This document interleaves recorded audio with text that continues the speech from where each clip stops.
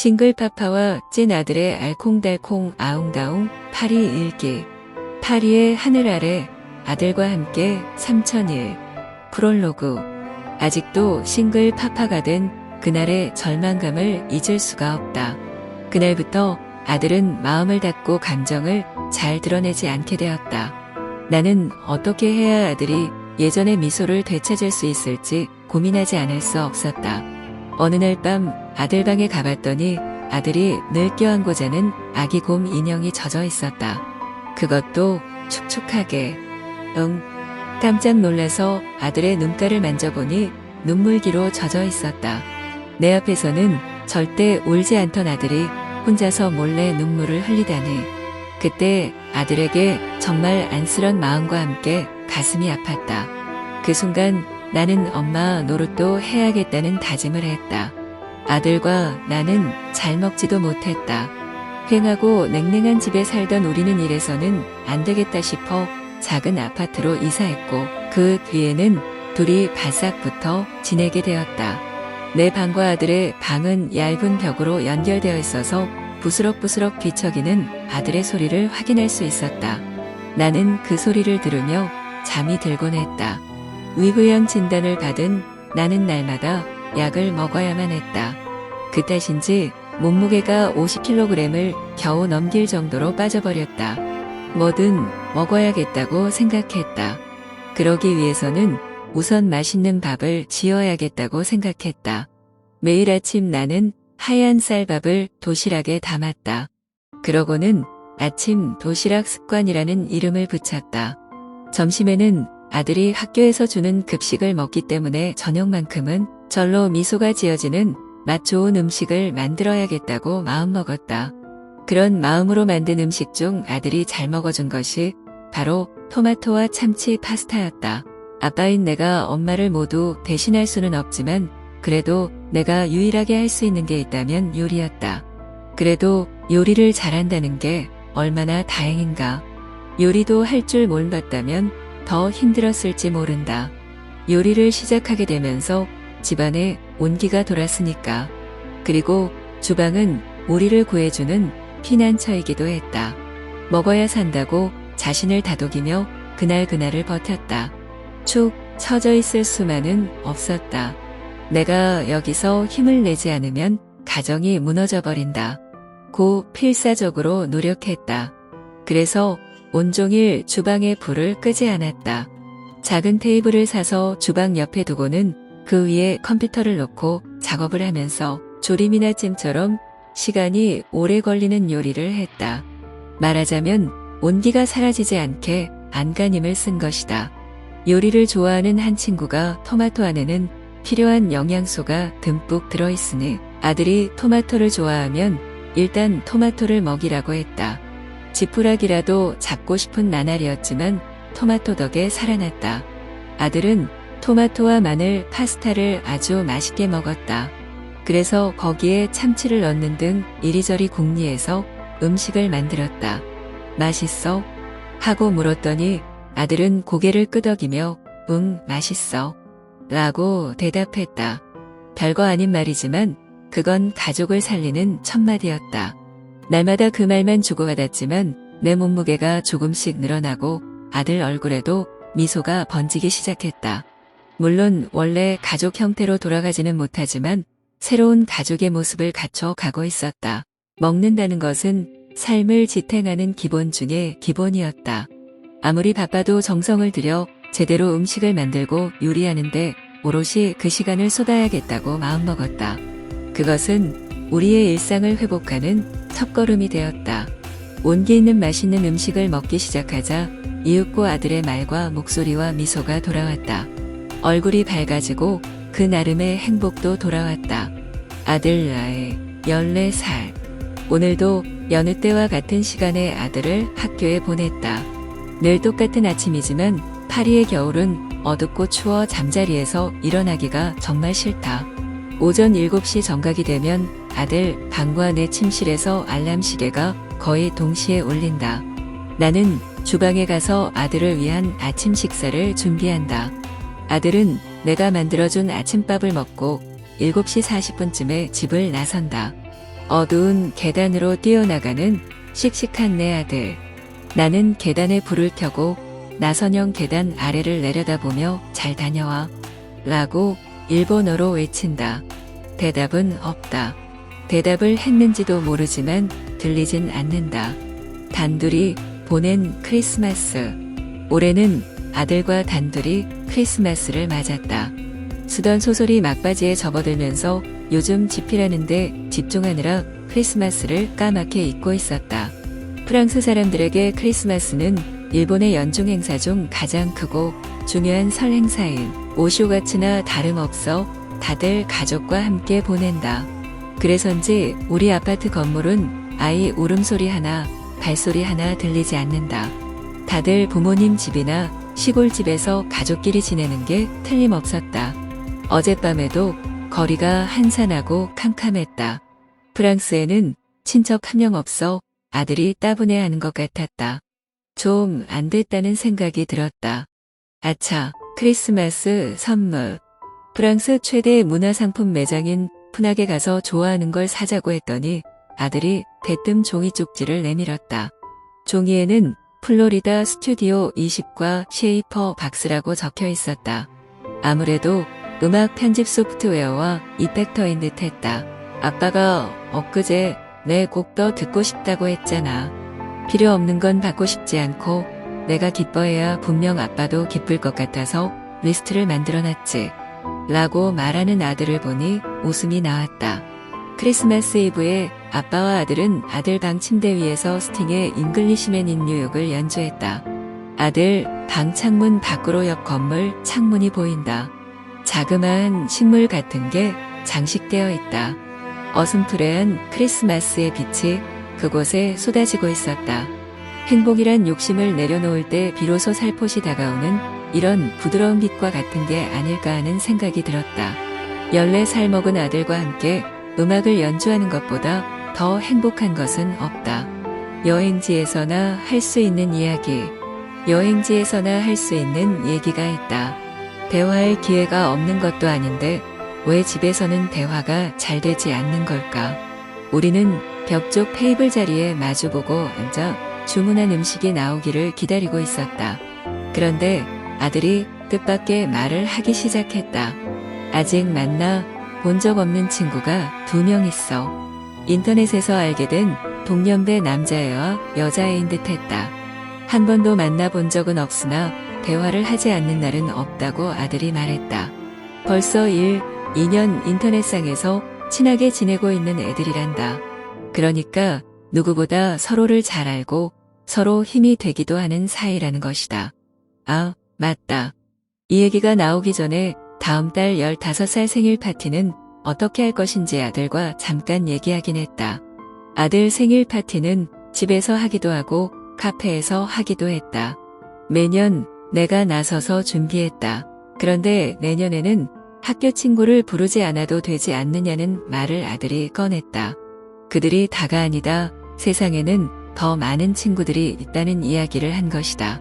같은 반 친구 30명 중에서 초대할 친구를 고르는 건 뭔가 좁다고 느끼는 듯했다. 아들은 좀 더 다양한 사람을 만나 자신의 세계를 넓혀가고 싶다는 등등의 말을 신중하게 단어를 골라가며 했다. 넌지시 그런 의사표시를 하려는 듯했다.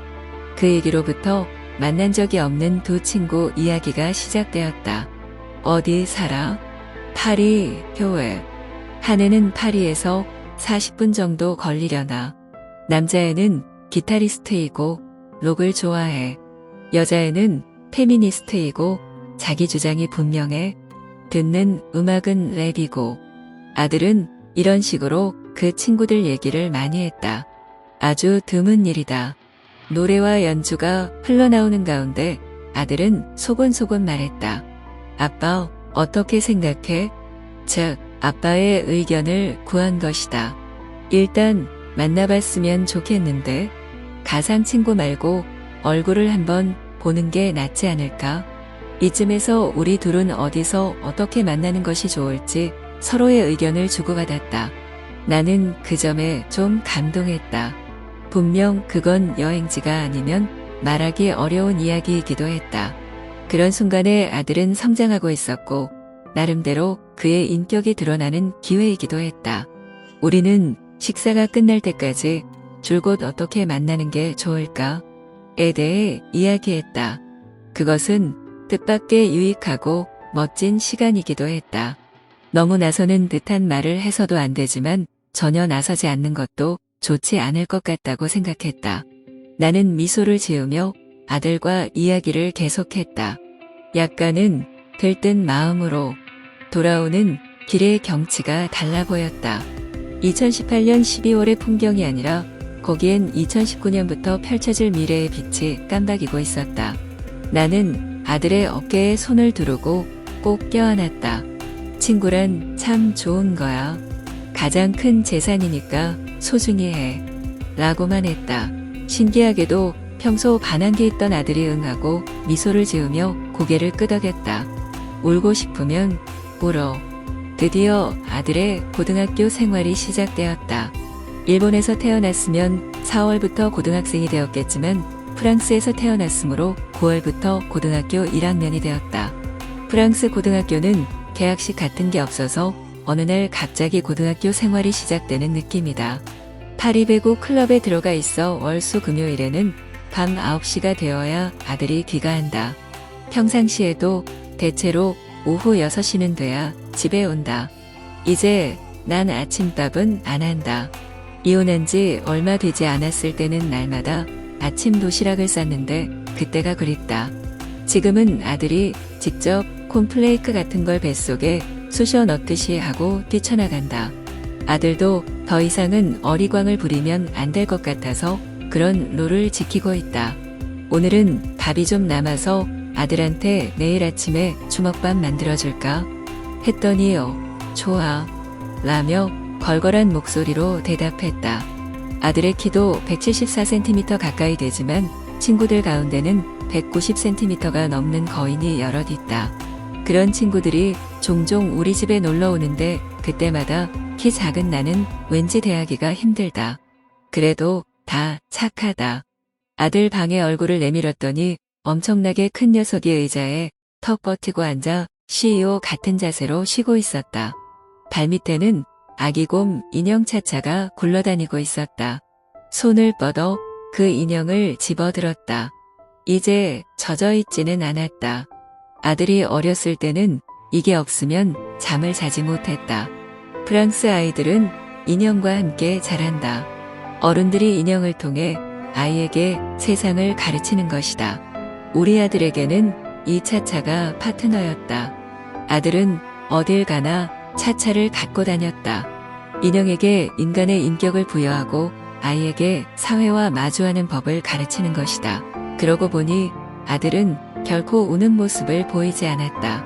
부모가 이혼해서 슬펐을 텐데도 아이답게 운 적이 없었다. 그런 점이 걱정되어 매일 밤 아들 방을 들여다보았다. 아들이 껴안고 있던 차차를 세탁하려고 만졌더니 흠뻑 젖어있던 적이 있었다. 지금도 그 감촉을 잊을 수가 없다. 아들은 내가 보지 않는 곳에서 울었던 것이다. 그런데도 나에게 우는 모습을 보이지는 않았다. 아들은 우리 부부가 이혼하기 전에는 말을 잘하는 밝은 아이였다.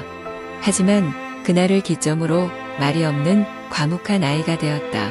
무슨 생각을 하는지 불안한 적도 있었다. 그래도 그냥 지켜볼 수밖에 없었다. 달리 해줄 수 있는 게 없었기 때문이다.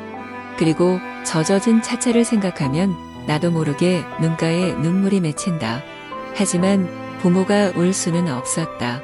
힘든 아들을 생각하며 이를 악물었다. 당시 나는 트위터에 곧잘 아들 방 이상 없음이라고 올려놓았다. 이상 없다는 것은 오늘은 울지 않았다고 나 자신을 향해 외친 기록이기도 했다. 세상에서 가장 작은 가족이 앞으로 나아가는 데 필요한 글이었고 도시락 사진은 자신을 다독이기 위한 메시지였다. 트위터에 좋아요가 100개 정도 달리면 그것 봐 하며 그 수만큼 나를 칭찬할 수가 있었다. 그리고 마침내 초등학생이던 그 애가 고등학생이 된 것이다. 그리 놀랄 일도 자랑할 일도 아니다. 그저 그날그날을 살아온 덕이라고 생각한다. 아니, 그게 아니다. 차차, 내 덕분이었어. 고마워. 그러고 보니 너도 고등학생이 되었구나. 아들과 같은 해에 태어났으니까. 잊고 있었어. 내가 아들을 지켜봐 준 덕분에 드디어 아들이 고등학생이 된 거야. 정말, 정말 고마워. 아들이 이 집을 떠난 후에도 나는 너를 소중하게 간직하며 살게. 그건 약속이었다. 우리는 한 가족이니까. 아들과 나눈 소중한 이야기. 아들과 단둘이 저녁을 먹는 시간은 서로가 생각하는 걸 인식하는 시간이기도 하다. 돌이켜보자면 아들이 초등학교 고학년부터 고등학생인 현재까지 우리는 이렇게 둘이서 식사를 해왔다. 그런데 남자 둘이 사는 삶도 나쁘지 않다는 생각이 든다. 실패한 인생을 인정하지 않으려고 억지 부리는 말이 아니다. 저녁을 먹으면서 아들의 입에서 예전 이야기가 나오는 일은 거의 없다. 아들은 기억력이 좋아 10년 전에 딱 한 번 만난 사람까지 잘 기억한다. 그래서 과거를 지워버렸다고는 생각되지 않는다. 하지만 아들 입에서 어린 시절의 일이나 이른바 옛 가족 이야기가 화제에 오르지는 않는다. 그런 아들의 마음속을 들여다보는 소중한 시간이 바로 이 저녁밥을 먹을 때이다.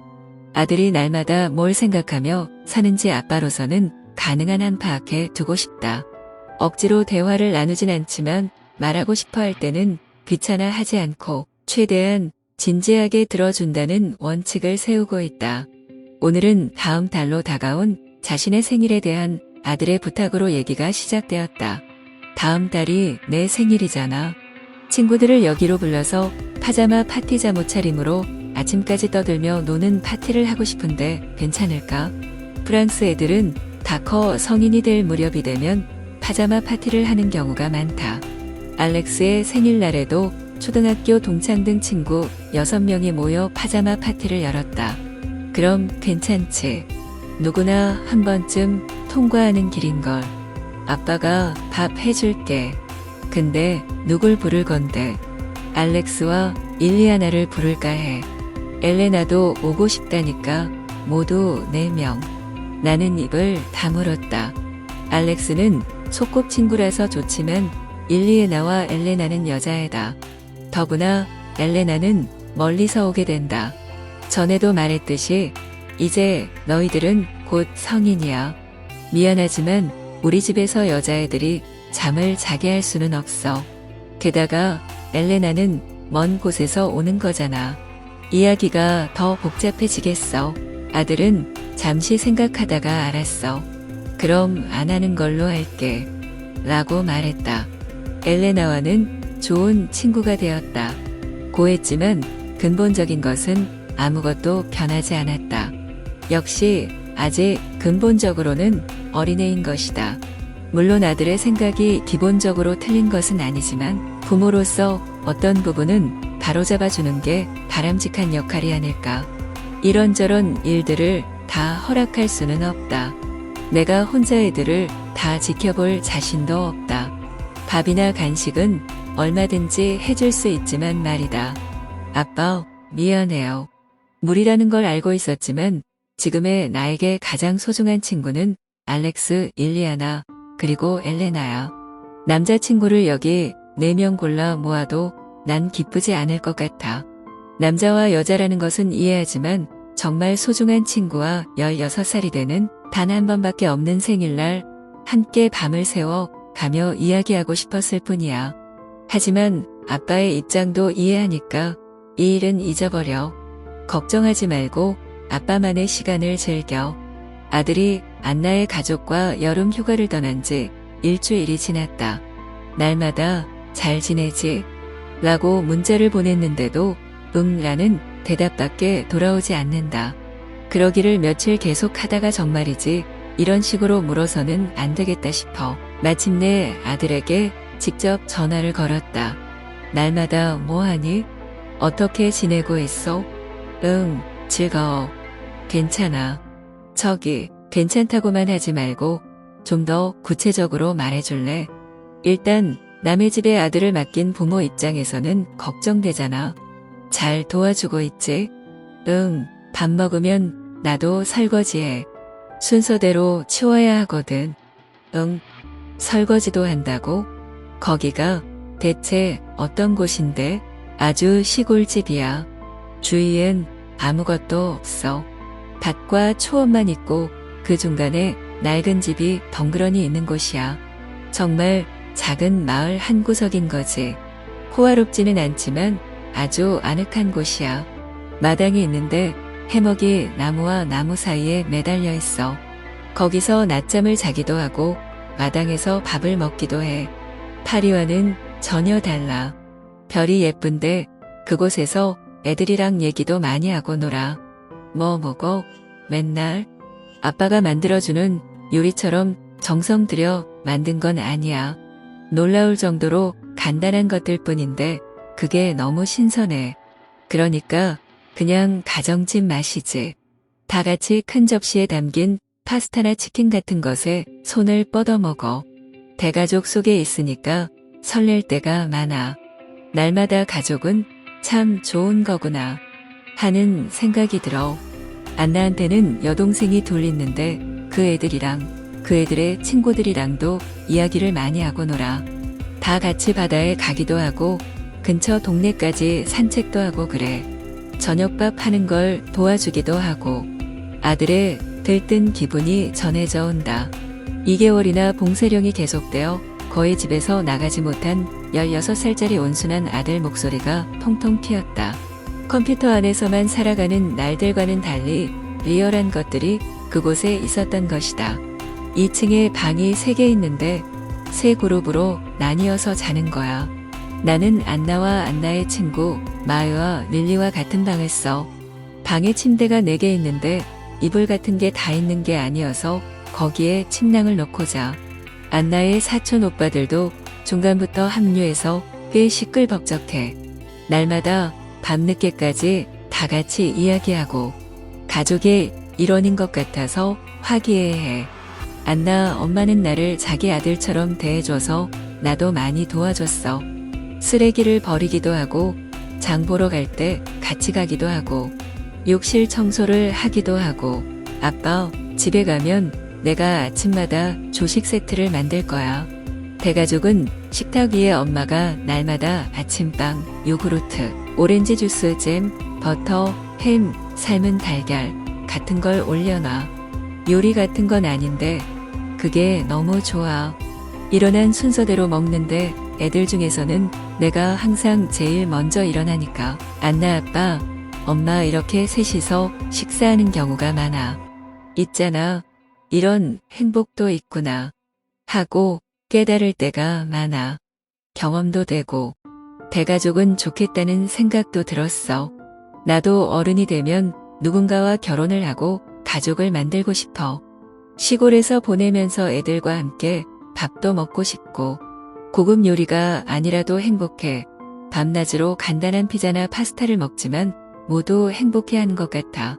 안나 아빠랑 함께 벽에 페인트를 칠하기도 하고 가구 고치는 걸 돕기도 했어. 오래된 집을 샀기 때문에 아직 훌륭하지는 않지만 그래도 조금씩 손으로 가족의 마음을 담아 자신들의 아늑한 공간으로 바꾸고 있거든. 거기에 함께 할 수 있어서 기뻤어. 피를 나눈 형제가 아니고 혼자만 일본인이지만 그래도 모두 정말 상냥하게 대해주고 있어. 그게 보통 있는 일인지도 모르지. 상냥한 것이 당연할 수도 있으니까. 일부러 그렇게 하는 것도 아니고 착한 척도 안 해. 누구도 특별한 취급을 안 해. 그게 말이야 도와준다는 게 너무 재미있어. 거기에 참여할 수 있는 것, 누군가에게 인정받는다는 것, 신뢰받는다는 것, 어른으로서 대우받는다는 것, 모든 게 아주 훌륭해. 나는 집에서는 아무것도 안 하지만 그래도 좀 달라졌을 수도 있어. 이거 해, 저거 해 하지 않아도 해야 되니까 몸이 저절로 움직여. 자신이 직접 일을 찾아 한다고나 할까, 고치기도 하고 정리하기도 하고 누군가에게 무슨 말을 듣기 전에 스스로 나서서 생각하고 그 안에서 역할을 해내고 있거든. 날마다 그런 자신에게 놀라고 있어. 그런 가족 안에 있을 수 있어서 지금은 너무 행복해. 그러니까 걱정하지 않아도 돼. 문자로는 이런 말 못 쓰잖아. 아빠는 프랑스어를 읽지 못하고 나는 일본어를 못 쓰니까. 그래서 늘 응이라고 대답했지만 그래도 그 잘 지내지? 와 응 사이에 이렇게 중요한 일이 많았어. 그러니까 걱정하지 마. 아빠는 아빠만의 시간을 즐겨. 더 하고 싶은 말이 있는데 그건 집에 가서 할게. 18살 생일을 맞은 아들에게 해주고 싶은 말. 아침 일찍 일어나 아들이 방에서 나오기를 기다렸다. 침대에 걸터 앉아 아들을 기다리며 오늘에 이르기까지 그동안 지나온 세월을 생각했다. 온갖 일들이 있었지만 참 신기하게도 싫었던 일은 기억이 안 나고 좋았던 일만 기억에 남아있다. 아들과 함께 살아온 날들이 뇌리를 스쳐 지나간다. 특히 근처 광장에서 함께 배구 연습을 했을 때가 생각난다. 아들과 열심히 서브와 리시브 연습을 했던 일은 좋은 추억이 되었다. 지금은 반항기 후반에 들어간 그 녀석과 비교하면 당신은 고분고분 말 잘 듣는 애였다. 둘이서 살게 되었을 때 그 애는 정신적으로 참 힘들었을 텐데도 오히려 나를 도와주려고 곧잘 신경을 썼다. 그러면서 잘 버텨주었다. 어릴 때부터 여러모로 자기 주장을 잘 펴는 똑똑한 아이지만 초등학생 때와 중학교 1, 2학년 때는 내가 그린 그림에서 느껴지는 것처럼 순수한 소년이었다. 그런데 나에게 엄마 얘기를 한 적이 없다. 왜 그랬을까? 생각하지만 오늘까지 그랬으니 어쩔 수 없다. 이혼 직후에 아들에게 그에 관한 얘기를 꺼냈더니 나도 힘드니까 그 얘긴 하지 마. 하며 말을 가로막은 적이 있었다. 그 후 지금까지 잘한 건지 아닌지 모르지만 어쨌든 그걸 화제로 삼은 적이 없다. 아들이 무슨 생각을 하고 있는지는 아빠인 나도 잘 모른다. 그냥 그렇게 세월이 흘렀다. 나는 이제 대학 입시에 대해 이러쿵저러쿵 말하지 않는다.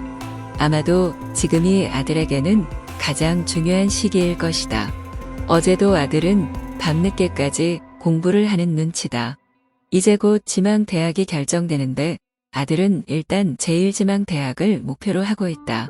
제1지망대학은 꽤 대단한 곳이기 때문에 어려울 수도 있으나 제10지망대학에는 들어갈 수 있지 않을까 하고 생각하고 있다. 어디가 되든 아들이 향하는 세계가 내게는 보이기 시작했다. 아들은 18년을 사는 동안 거의 프로 수준의 음악과 영상기술을 다졌기 때문에 컴퓨터와 영상기기를 활용해 일할 수 있는 분야로 나갈 것 같은 기분이 든다.